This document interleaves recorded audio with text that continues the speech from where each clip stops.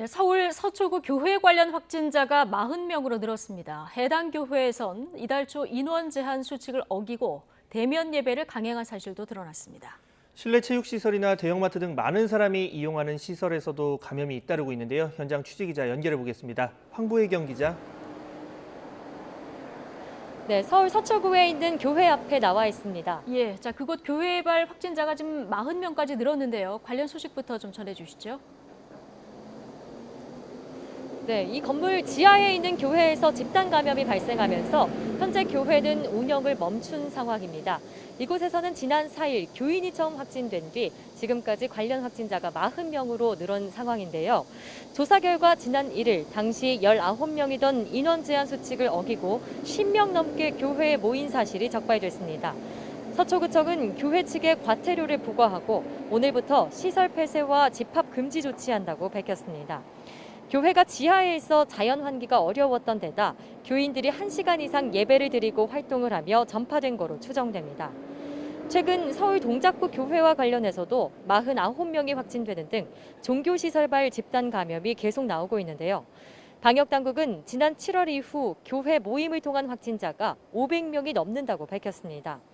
이런 가운데 지난 6일부터 종교시설에 99명까지 입장할 수 있게 지침이 완화되자 방역에 빈틈이 생기는 것 아니냐는 비판도 나오고 있습니다.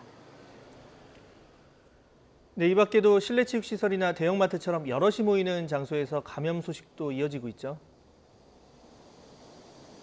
네, 그렇습니다. 우선 서울 서대문구에 있는 실내 체육시설에서 관련 확진자가 37명까지 늘었습니다. 이곳에서는 이용자들이 탈의실을 함께 쓰고 또 땀이나 침방울이 많이 나오는 격렬한 운동을 하며 전파된 거로 추정됩니다. 또 서울 구로구에 있는 대형마트 관련 확진자도 16명으로 늘었는데요.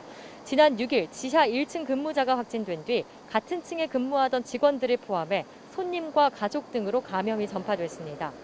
마스크 착용 등 기본적인 수칙은 잘 지켰지만 지하라 환기가 어려웠고 직원들이 휴게실 등을 함께 쓰며 전파된 거로 추정됩니다. 또 일부 확진자가 증상이 나타난 이후에도 근무한 거로 확인됐습니다. 수도권 곳곳 직장과 식당 등에서도 확산이 이어지고 있습니다. 파주시 식품제조업체 관련 확진자는 또다시 늘어 62명이 됐고 동두천시 음식점 관련은 50명, 용인시 제조업체 관련 확진자는 21명으로 늘었습니다. 방역당국은 개인끼리 접촉을 줄이고 의심 증상이 있으면 다중이용시설을 방문하지 말고 즉시 검사를 받아달라고 당부했습니다. 지금까지 서울 서초구에 있는 교회 앞에서 YTN 황보혜경입니다.